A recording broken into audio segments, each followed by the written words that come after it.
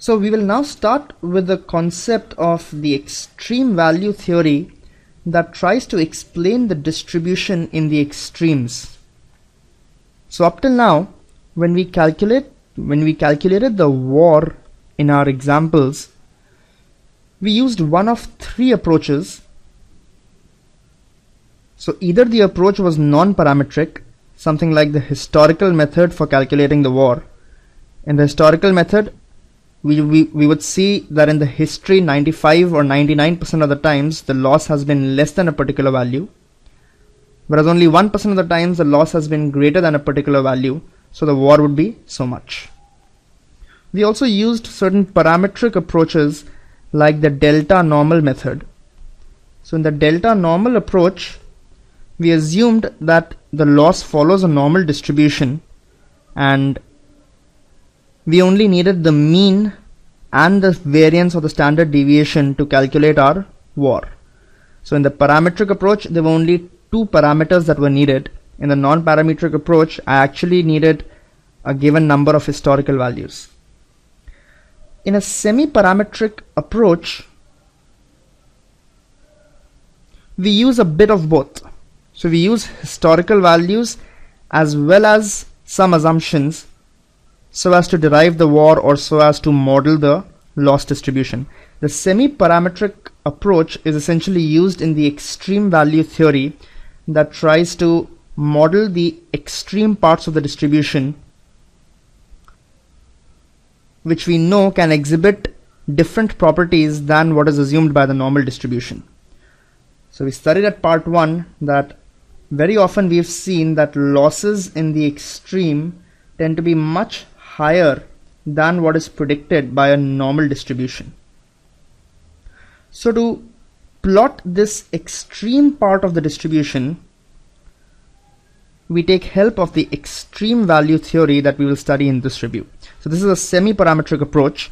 We will use some historical values also, and we will make some assumptions about the shape of the distribution to derive the shape of the extreme. So the extreme value theory says that the limit distribution, that is the distribution for all values of the variable beyond a cutoff point mu, belong to the following family. So if the value is extreme, and how we define extreme we will study soon. So if the value is beyond a cutoff point mu, either on the left or similarly on the right, then that value belongs to the following family of functions. So the frequency or the probability of an extreme value y is given as 1 minus 1 plus epsilon into y to the power minus 1 by epsilon, if epsilon is not equal to 0, and 1 minus e to the power minus y if epsilon is equal to 0, wherein y tells us as to how extreme is the value.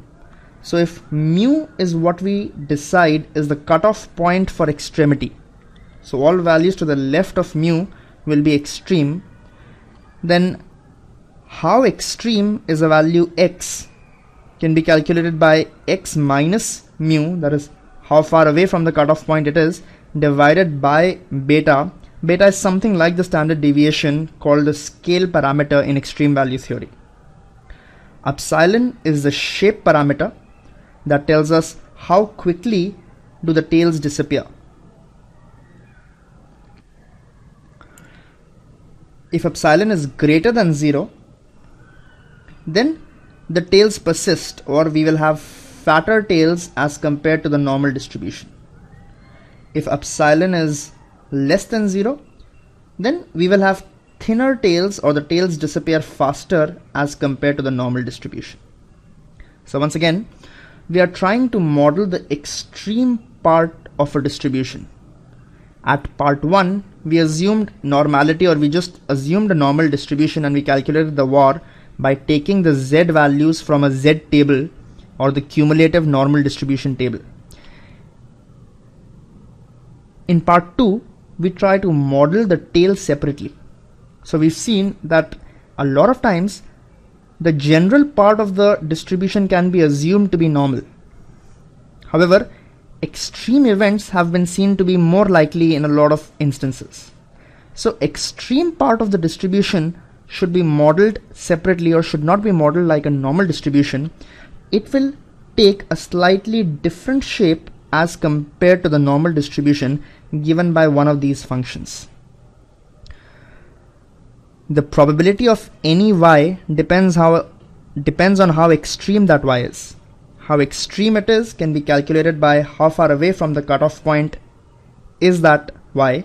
So any value x, to calculate how far away it is from the cutoff, we simply do x minus mu upon beta, where mu is the cutoff point, and beta is a scale parameter, something like the standard deviation. Now, if epsilon is equal to 0, then it implies the normal distribution. So the normal distribution would be the same as the previous distribution for a value of epsilon equal to 0.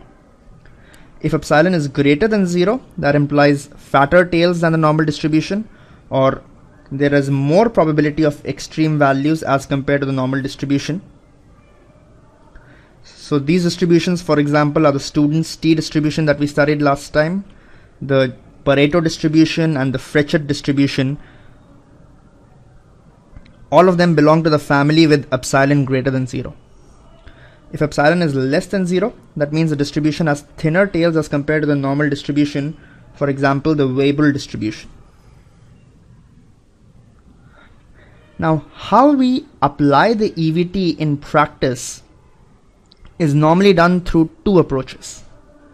First is called the block maxima approach, and second is called the peaks over threshold approach. So the first step in determining our distribution of the extreme values is we have to collect the set of extreme values.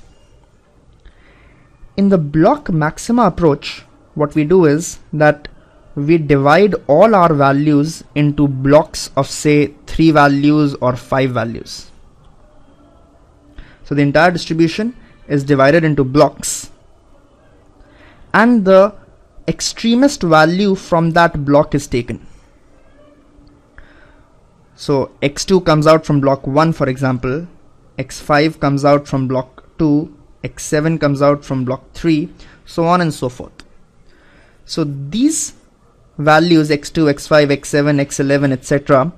will follow our set of, or will comprise of our set of extreme values. That's the block maxima approach of collecting extreme values. In this case, however, it is possible that some extreme values get missed. For example, in block 3, we see even x9 is quite extreme. However, in this block, x9 is not the extremist, so it doesn't get picked. x7 is more extreme than x9 and hence it gets picked. This problem can be solved with the peaks over threshold approach, in which we define our extreme cutoff as mu or u, and all values above that extreme will form the set of extreme values that we can use to model our distribution. So in the peaks over threshold, we will measure our loss over different periods, collect that entire loss data. Wherever the loss has been above an extreme value mu, will form the set of extreme values going into our extreme value theory or our distribution. Remember, extreme value theory is only defined for the tail. It says nothing about the rest of the distribution. Now, using the data that we collected in the previous slide, using either the block maxima or the peaks over threshold approach, we calculate the value of epsilon. We will see how we do that. But if epsilon is greater than 0, that would mean that our tails are fatter than the normal distribution. So the thin line is the normal distribution and the thicker black line is the extreme distribution. So we see there is more probability of extreme values as suggested by the normal distribution if epsilon is greater than 0. If epsilon is less than 0, then vice versa. If epsilon is equal to 0, then our extreme value distribution is also the same as the normal distribution. So to compute the value of E, or to compute the value of epsilon after collecting our extreme data, we can use one of the three methods to calculate beta and epsilon and then plot the distribution. So the approach is called semi-parametric because we use extreme values, that is the actual data, by using the block maxima or the peaks over threshold method, and then we use it to estimate the epsilon and the scale parameter for the distribution. So with some set of values, we will get some idea about the distribution in the tails. Depending on how much data we have collected using that peaks over threshold or the block maxima approach, we will get some idea of the tail. We then try to see different values of epsilon that basically best fit that data. So the maximum likelihood method, the method of moments, or the Hill's estimator are three popular methods that can be used to calculate that value of epsilon that best fits our data. You don't need to know these methods, but just remember that we collected our data first, then we try to estimate the value of epsilon such that the distribution best fits our existing data that we have discovered using the peaks over threshold method. That best fit distribution, or that best fit value of epsilon and beta, would then be used to calculate the VAR and to calculate the rest of the risk analysis that we may need to do with the extreme distribution or the extreme values. So to calculate VAR, up till now we used the critical value or the Z value from the Z table. We would now not use the critical value from the Z table. Rather, we would first calculate the distribution in the extreme, that is, calculate the value of epsilon and beta that we saw earlier, and then use those values to calculate the critical value, or where we think 95% of the values lie or 99% of the values lie, and then calculate the VAR.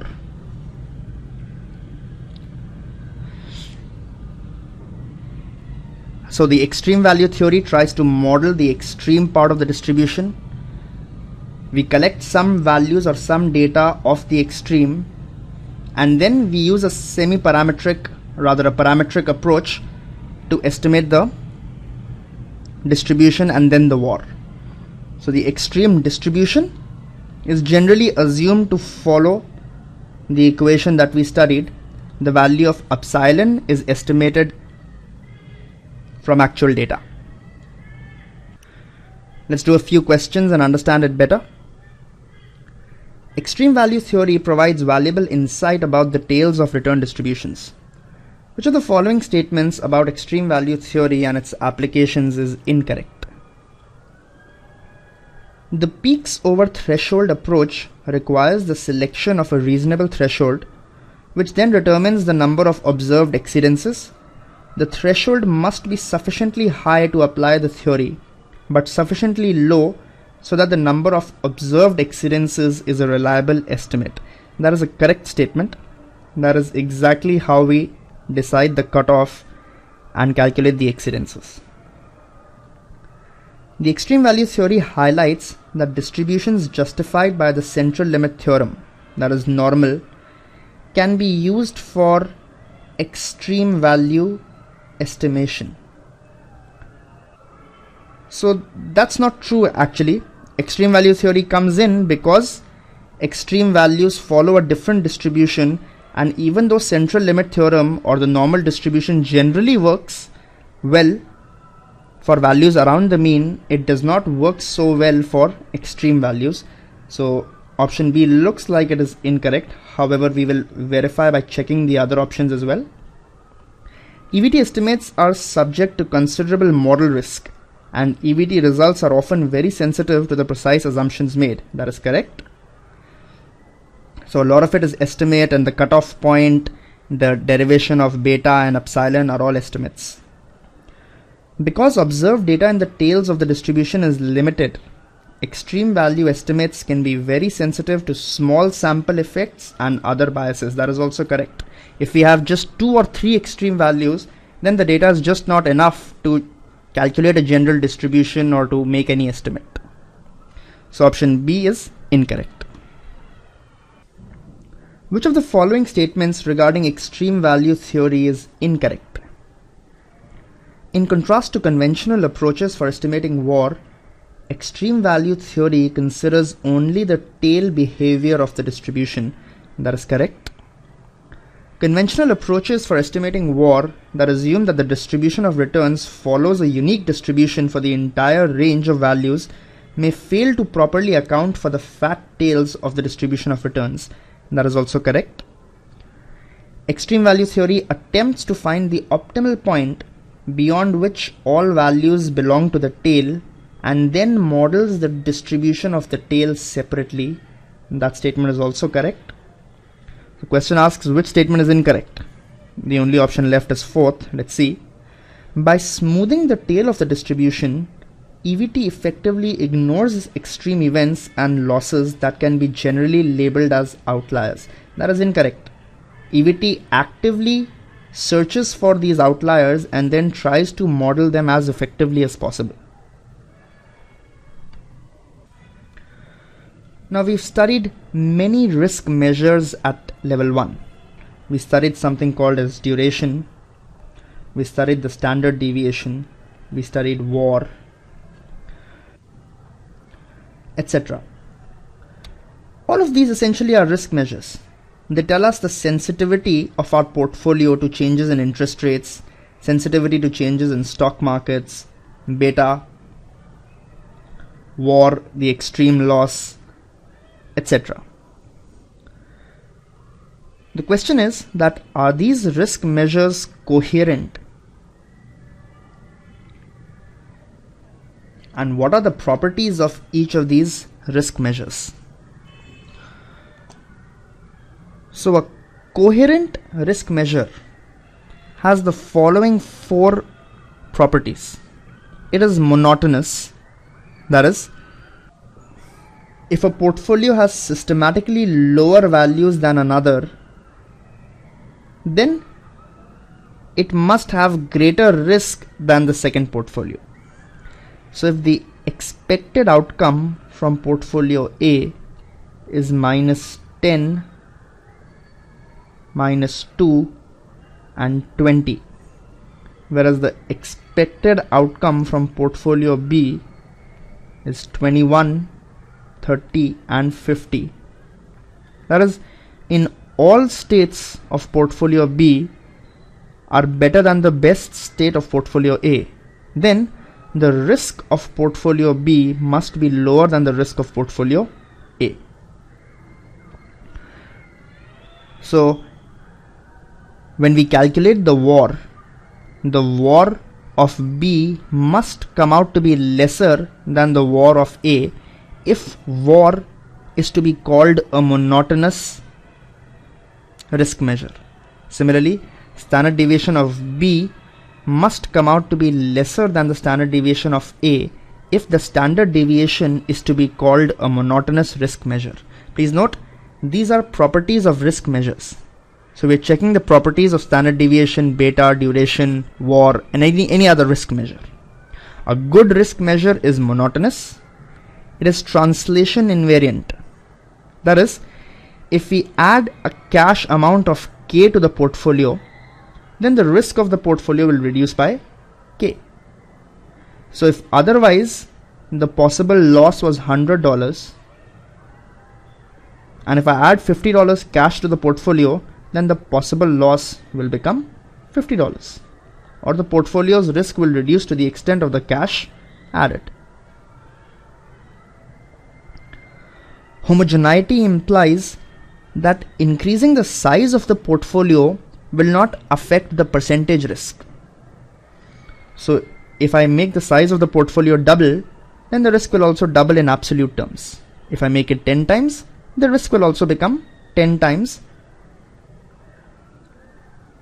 in accordance with the size in absolute terms.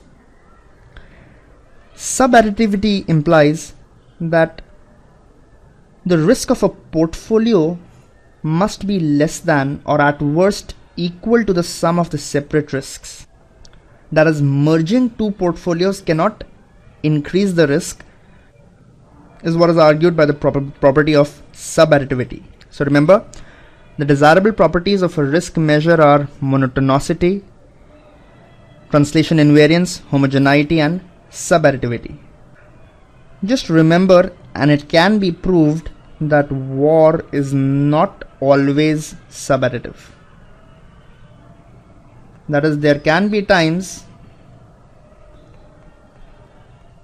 when we merge two portfolios and the VAR actually goes up rather than coming down.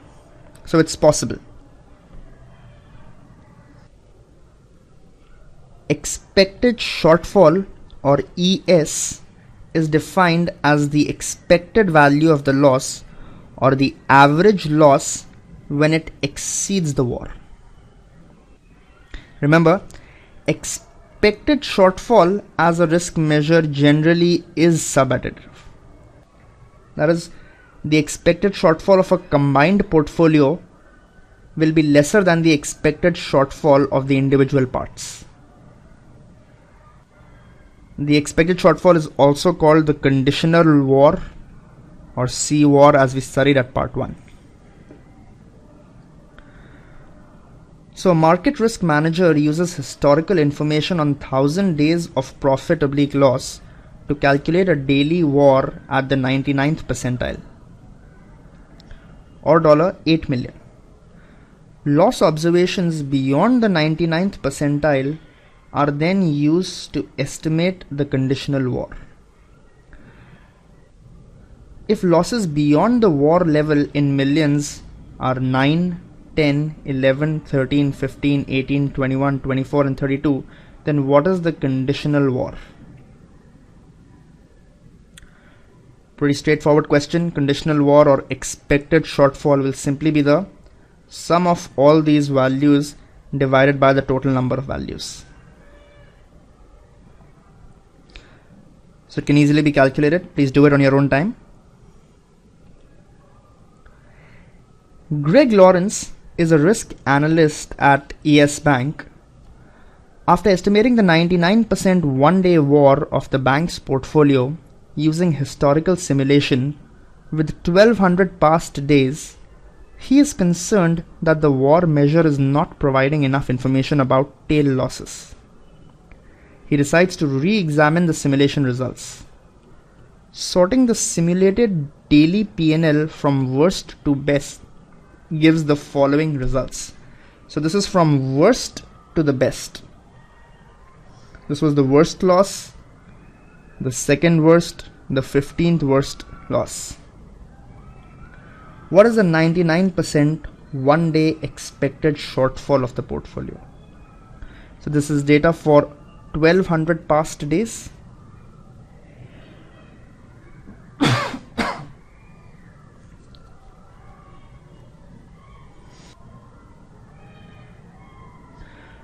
So 99% of the times the value is less than the VAR, and 1% of the times the value is greater than or equal to the VAR. So what will be 1% of 1200? It is 12. So we will see the 12th value from the last, and we will come to a number of $1428. So 99% of the times the loss is less than 1428, and 1% of the times the loss is greater than or equal to 1428. Hence the 99% VAR is equal to 1428. The expected shortfall would be given by taking the average of the values when it is greater than the VAR. So we'll take an average of these 11 values, 2833, 2333, 2228, so on and so forth until 1450 to calculate the war estimate. So sum them all up and divide them by 12 to calculate the expected shortfall, which should come out to be approximately around $1861.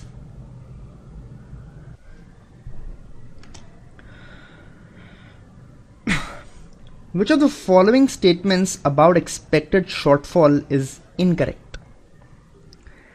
Expected shortfall provides a consistent risk measure across different positions and takes account of correlations.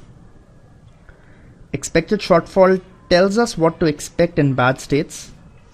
It gives an idea of how bad the portfolio payoff can be if the portfolio has a bad outcome.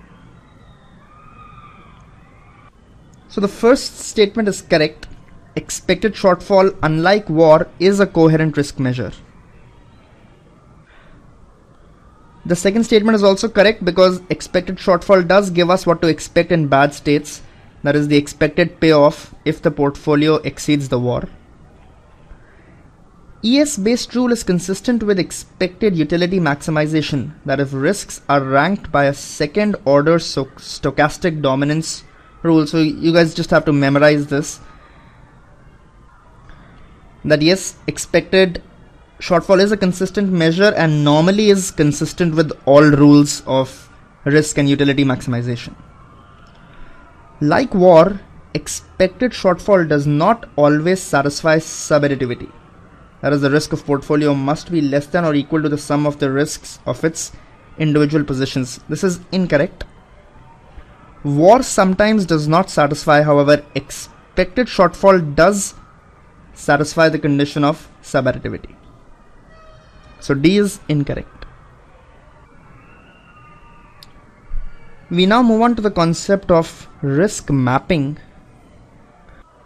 that basically says that if we have a portfolio of 100 different stocks or 100 different instruments,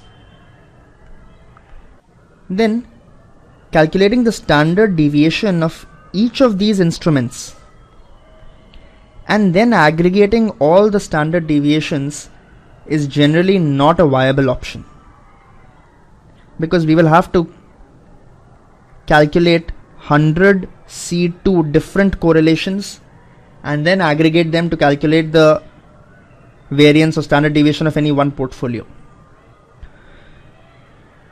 What has generally been seen is that even though number of instruments may be large, the number of risk factors are relatively lesser in the portfolio. So for example, even though we may have 20 stocks in the portfolio, 10 different bonds, some currency risk, we are trading in 3 currencies, let's assume. So even though individual number of instruments may be higher, broadly speaking, there are only 3 risks or 3 risk factors in this portfolio. There is a domestic equity risk, assuming all these stocks are held in the domestic market. There is an interest rate risk, and there is to some extent a currency risk because of the 3 different currencies that are coming into play, probably from the bond portfolio. So what risk mapping does is that instead of taking the absolute portfolio in terms of the individual instruments, it tries to aggregate the total exposure to each risk factor. So looking at the beta of each stock and the absolute value of each instrument, I can get some idea of the total exposure to the equity market or the stock market. So the portfolio into the beta plus the portfolio into beta 2, something like that. We'll do this analysis in more detail, but some summation we can do and get our total exposure to the stock market. Similarly, we can try to approximate the total exposure to interest rate risk or to bond markets, and we can calculate the total exposure to the currency risk against a particular currency. So instead of 100 different instruments, we now just have 3 different instruments because all the other instruments have been aggregated into these 3 risk factors. Thereafter, we just need to calculate the correlations between these 3 risk factors, or 3C2 correlations, to aggregate our risk and calculate the total risk of the portfolio.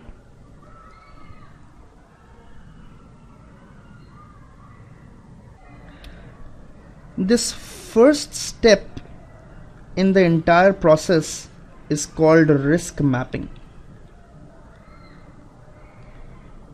and the second step is called risk aggregation,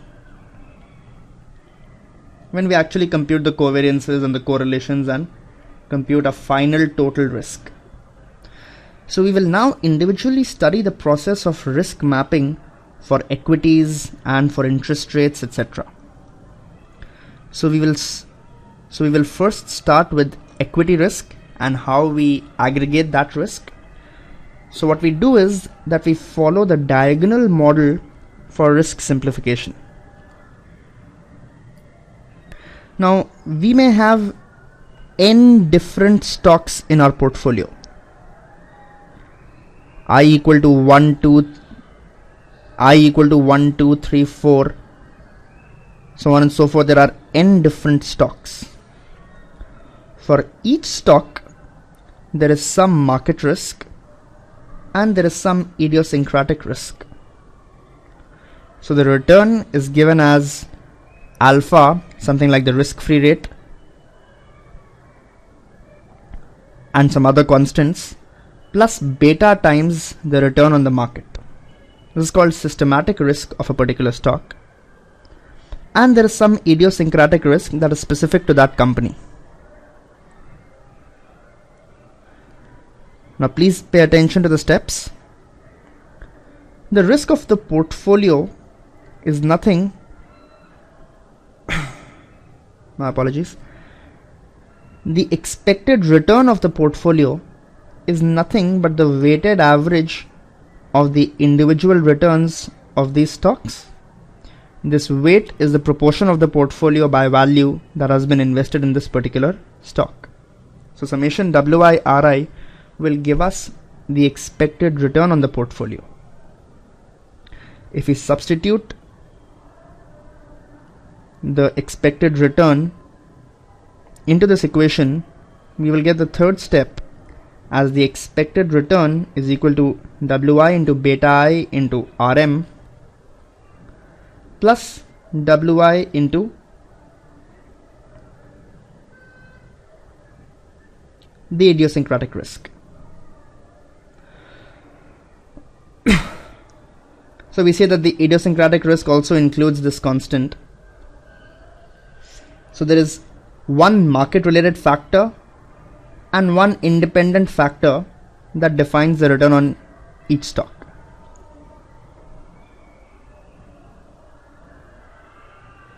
Now in the first term of the equation, we can take Rm constant, and this will become Rm into summation Wi into beta I.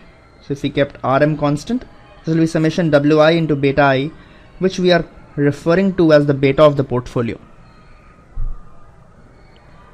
So the weight of each stock multiplied by the beta of each stock is referred to as the weighted average beta of the portfolio, multiplied by Rm. The second term would simply be summation I equal to 1 to n Wi into epsilon I. Now if you are to calculate the risk of our portfolio, traditionally speaking, it is a pretty long calculation. So the variance of the portfolio, please recall,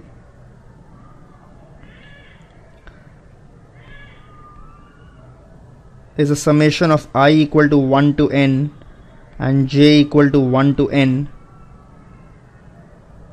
wi, wj, covariance of I and j as we studied in FRM part 1. So there are nc2 covariances that I would need to calculate and then sum them all up to calculate the variance of the portfolio. However, if I look at the return as we have just depicted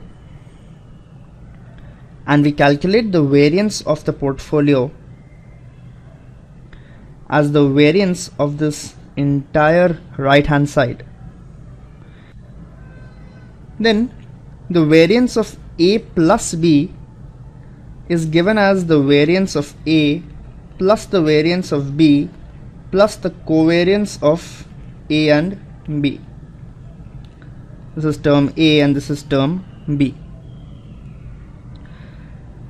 Please note that the idiosyncratic factor is assumed to be independent of the market. So the variance of the market will have nothing to do with the variance of the independent factor.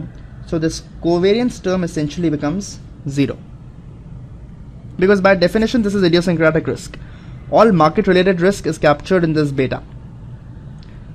So the idiosyncratic variance will have nothing to do with the market variance and this covariance becomes 0.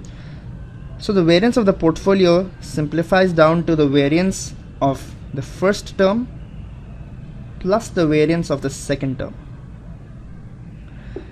The variance of the first term, that is the variance of x into A, where x is a constant, can simply be written as x square variance of A. Can easily be proved, this formula. So the variance of beta into Rm can be written as beta square variance of the market plus summation I equal to 1 to n wi square variance of each of the individual stocks, or the idiosyncratic variance of each of the individual stocks. So again, we are trying to derive the variance of the portfolio. This is the traditional way of doing it.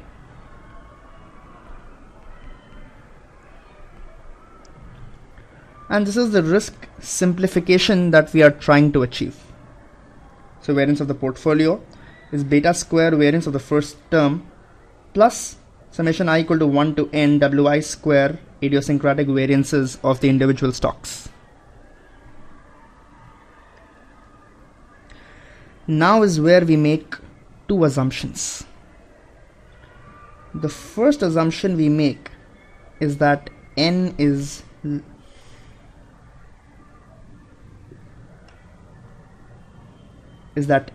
large, and the second assumption that we make is that the idiosyncratic risk for each of the individual stocks is approximately the same, equal to V. So these assumptions are not true, but we are using them for the process or the purpose of simplification. So these are the two assumptions using which we will go ahead from this step. So the first term will remain the same. However, if n is large, approximately we can say that the weight of each stock would be equal to 1 by n. So if there were 100 stocks in the portfolio, each approximately has a weight of 1%. If there were 200 stocks, then each of them approximately has a weight of 0.05%. So with a large n, the weight of each is approximated to be around 1 upon n. The idiosyncratic variance for all stocks is assumed to be the same. It is equal to a value of V.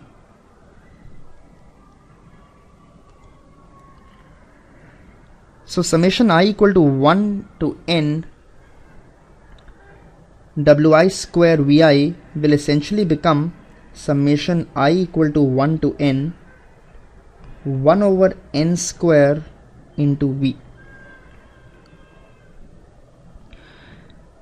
Both these terms are now constant.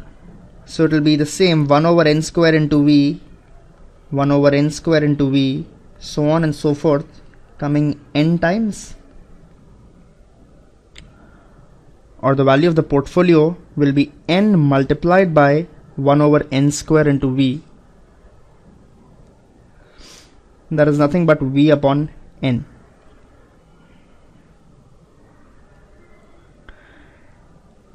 And as n becomes large, what will this term tend to?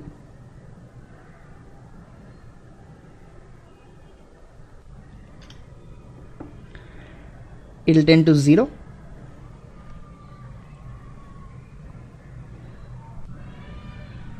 That's why we say that in a large diversified portfolio, idiosyncratic risk is approximately 0, or idiosyncratic risk gets diversified away. Hence, the variance of the portfolio will just be the first term. The second term, that was this, we've just proven that in a large portfolio will approximately tend to 0. Such that the variance of the portfolio can be approximated as the weighted average beta of the portfolio to the power 2 into the variance of the market. What this does is that instead of calculating NC2 covariances, or n into n minus 1 by 2 different covariances, we now just need to calculate n betas, which is a relatively much simpler calculation.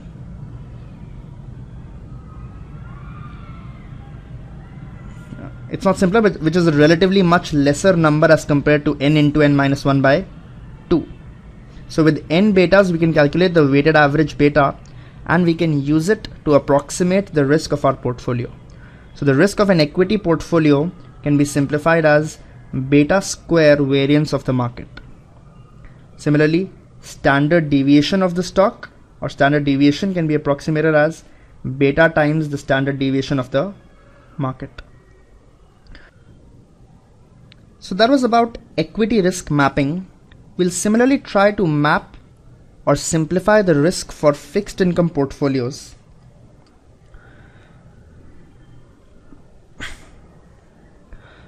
So again, if we have many different fixed income instruments or many different bonds in our portfolio, then there are various ways that we can club them all together or simplify the analysis or simplify the risk. First is to club all portfolios with the same. First is to club all bonds with the same maturity together. This method will be slightly flawed as it ignores the coupons that significantly changes the duration and the risk profile. The second method is to club all bonds with the same duration together or as one portfolio. This approach will ignore convexity, in which case we can do cash flow matching. That is, all bonds can be issued by any company. As long as they have the same exact cash flows, they will be clubbed together. So the cash flow matching will take care of the convexity part as well, because if the entire cash flows match, then the duration and the convexity will be the same. However, the credit risk may be different for different bonds. Finally, we may also try to incorporate credit risk by understanding the movement in yields and then couple it with the duration of the different bonds, such that bonds with different credit ratings and different credit risks and similar durations can be clubbed together. So we will understand the fourth approach in more detail. So we use movements of yields as well as the duration of the bonds to club them together or to simplify the risk of the fixed income portfolios. So the fourth approach that we saw tries to segregate bonds with two risk factors. First risk is the increase in yield, and second risk is the duration. So higher the yield change and higher the duration, the worse will be the impact. So the price of a bond changes because first of all yields go up. And if yields go up, the value of the bond will fall down to the extent of its duration. The duration here is being approximated by the dollar value of a basis point, which is something like the absolute duration or the absolute fall in the bond's price. This can be written as the price of the bond into the modified duration into 0.0001. For understanding, you can just assume that the fall in the price of a bond or change in the price of a bond is the duration times the change in yield. Now for one individual bond I, the duration can easily be calculated. However, the yield change will be a combination of many factors. First of all, the yields will increase for this bond with the rest of the economy. So as the yields on treasury bonds go up, the yields on all bonds will go up. This is the general market risk or the interest rate risk. If interest rates fall, all bonds will gain. If interest rates go up, all bonds will lose. So of the total increase in the yield for this specific bond, some part comes because of market factors or government factors, or because the yield on treasuries has gone up. A further increase in the yield for this specific bond may come because of the sector that this bond is present in or the credit rating that this bond is present in.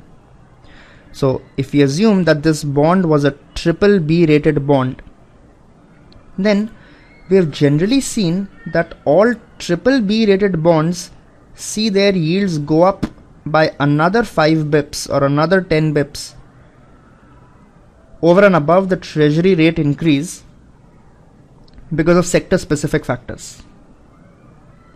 So a part of the risk comes because of treasuries. A part of the risk comes because it is a corporate bond and it has credit risk, and the corporate rating or the credit rating that this bond belongs to sees a slightly higher movement in yields over and above the treasuries. And then, just like in equities, there is some idiosyncratic movement also, or there is some idiosyncratic risk and return as well. So this increase in yield is specific to this bond. So this bond may have a higher yield movement or a lower yield movement even within the category of BBB bonds. Now breaking the yield or breaking the price movement into 3 separate factors like this has a big advantage. So what this essentially does is that the entire bond portfolio can broadly be structured as interest rate risk, credit risk for a particular rating, and idiosyncratic risks.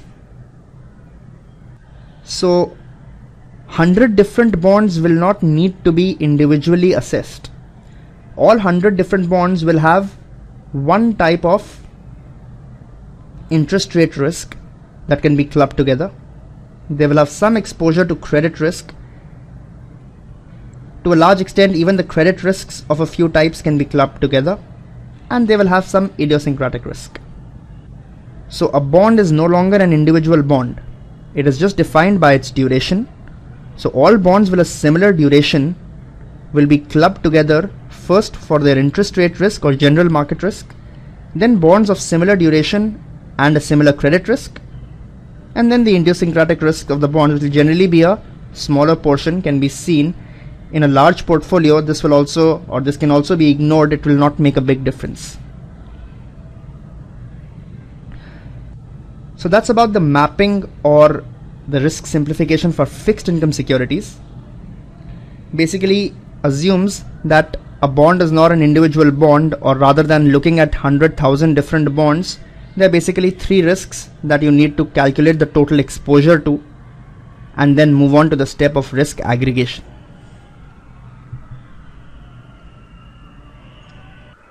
So the total return on the bond portfolio can be summed up as a return because of market factors, a return because of sector related factors, and an independent return based on individual factors. And it is a fair assumption that these factors are not going to be correlated amongst themselves.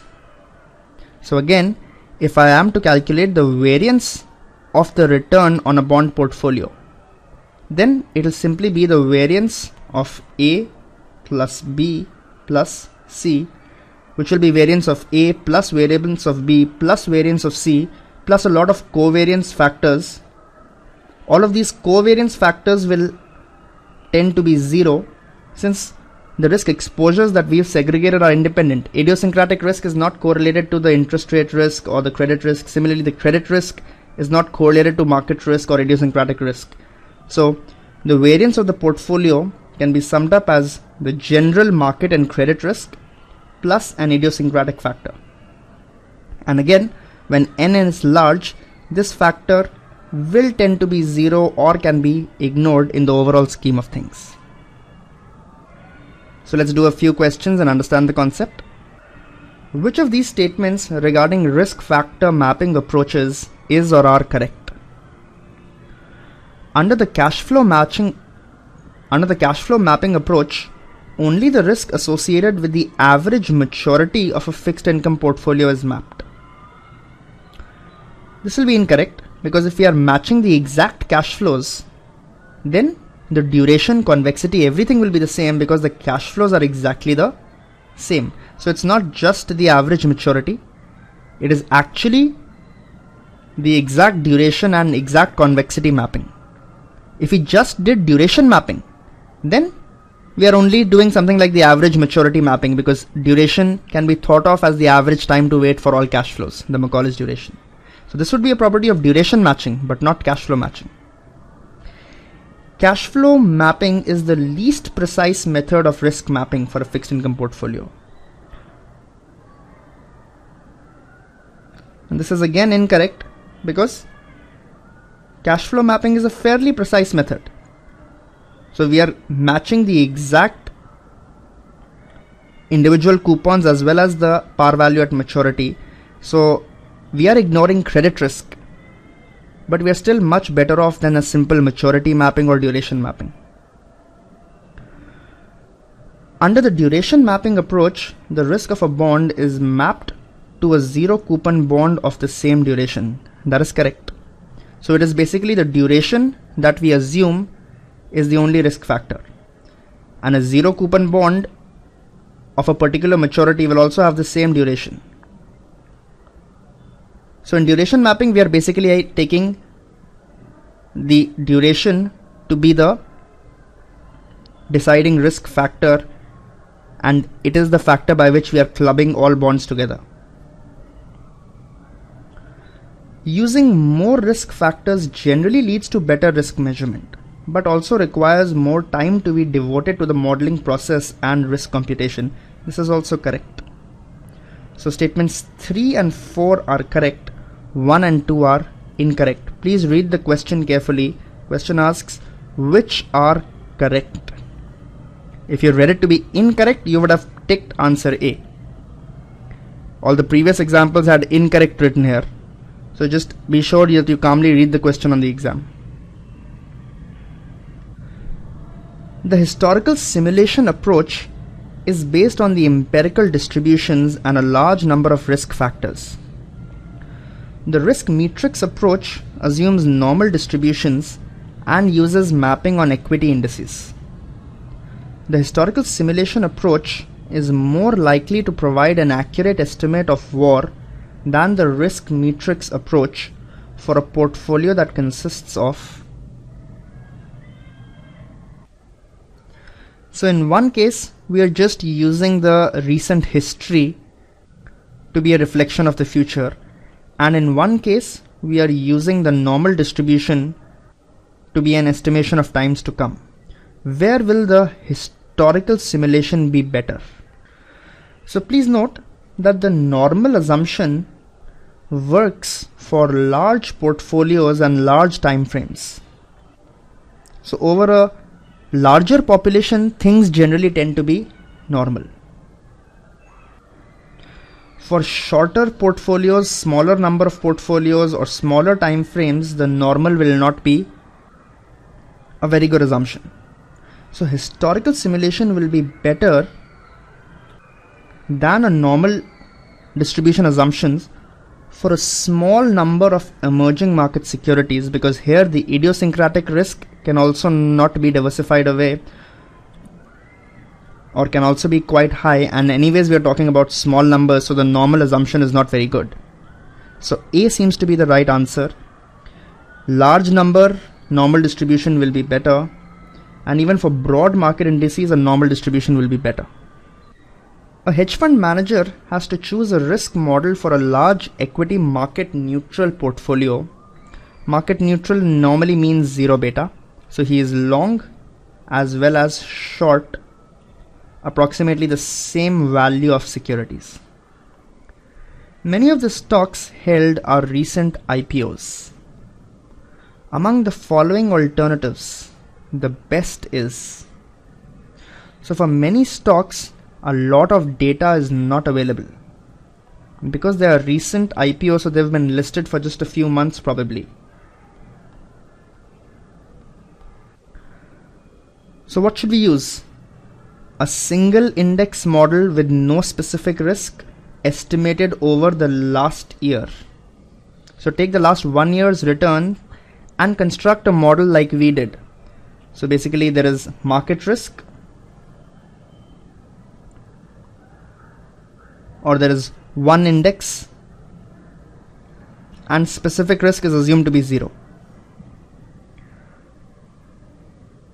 Or we should construct a diagonal index model. Diagonal index is also similar. So there is one index that is assumed to be broad-based with idiosyncratic risk estimated over the last year.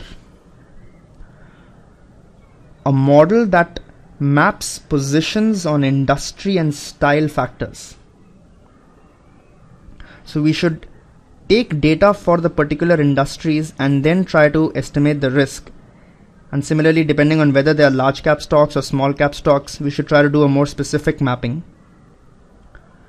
Or we should use a full covariance matrix with a very short window, because anyways a lot of data is not available, so only a short window is available.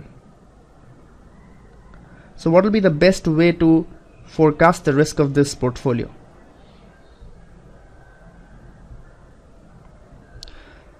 So please note that a diagonal index, single index, risk simplification models work for a large number of securities, where actually the idiosyncratic risk can be cancelled out, or there isn't much idiosyncratic risk. Similarly, a full covariance matrix will not be a good model because data is not available. They are recent IPOs, so what covariance will we calculate and with what confidence? So a model that maps positions on industry and style factors will adequately account for the idiosyncratic risk also and give us a better estimate of the risk in the future than these other models. So C will be the correct answer in this case.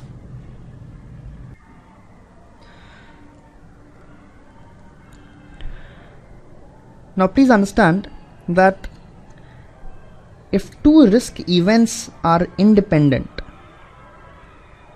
so if risk event A and risk event B are two independent events, something like risk event A is the probability of an earthquake and risk event E is the probability of interest rates rising. Can we assume that these two events are independent? So in the case of independent events, the probability of the two events happening together, that is the probability of A and B happening together, or the joint probability of occurrence, can be given as simply the product of the individual probabilities. So what is the probability that an earthquake will happen and interest rates will rise at the same time? Will simply be the probability of the earthquake multiplied by the probability of interest rates rising.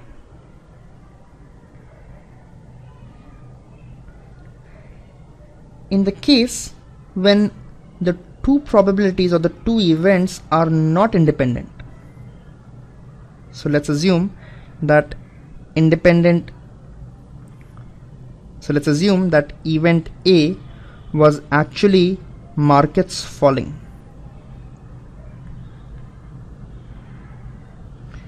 and event B was interest rates rising. In such a case, events A and B may not be independent, or the probability of markets falling may have some linkage with interest rates rising. So in such a case, when the two events are not independent, the probability of A and B happening together is given by the probability of A into the probability of B plus the covariance of A and B.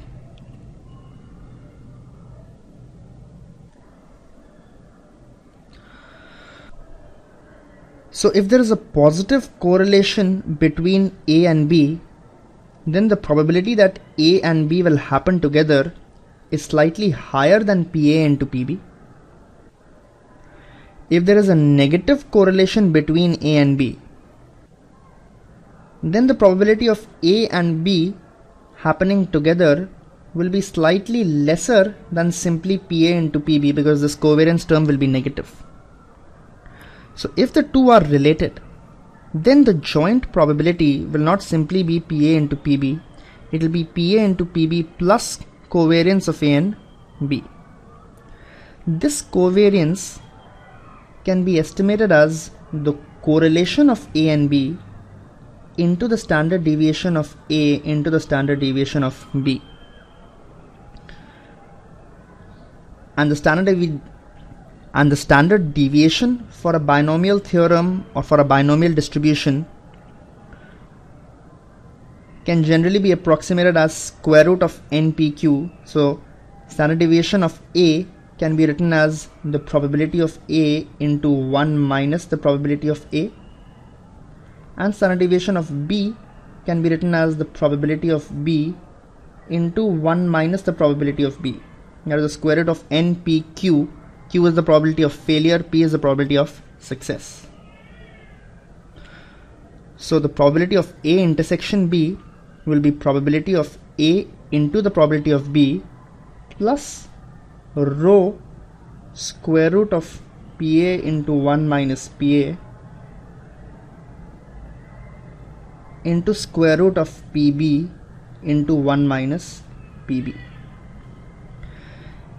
Now, why this discussion is important is that generally we have seen that tail events tend to be positively correlated. So that when a crash happens in one market, it is generally accompanied with a crash in other markets also. So because of this correlation between extreme events, the impact on the portfolio can be much worse, or the probability of many extreme events happening together is actually higher than the simple multiplication of the two individual probabilities.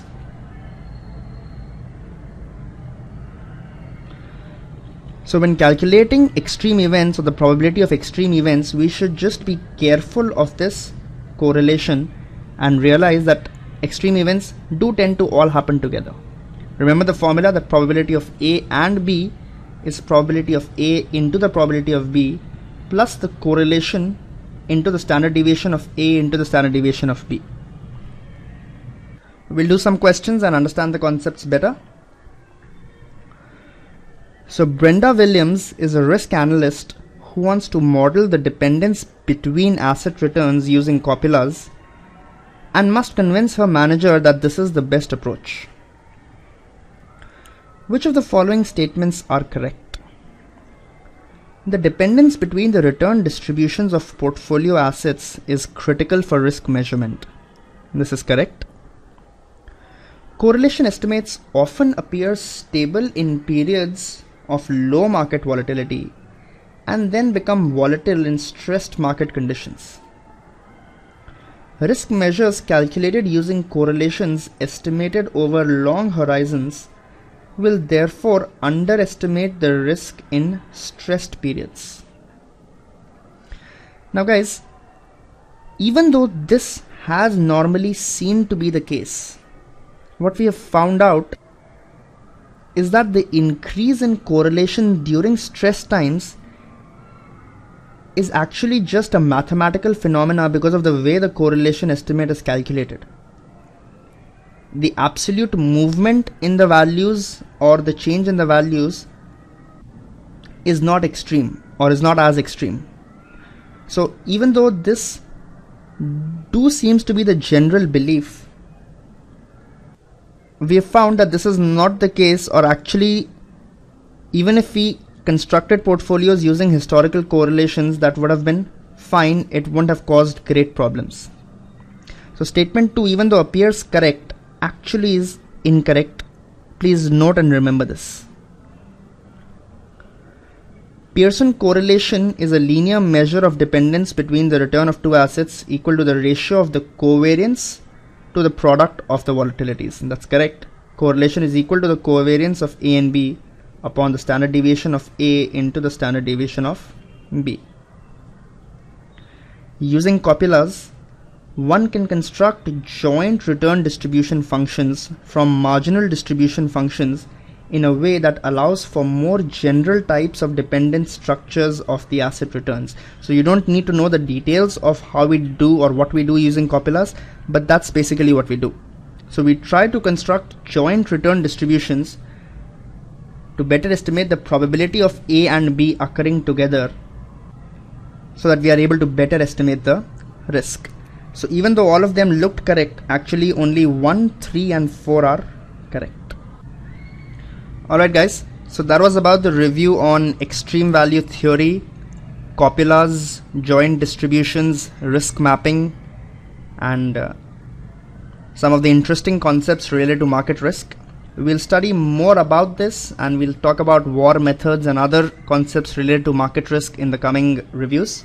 So thanks a lot and see you next time.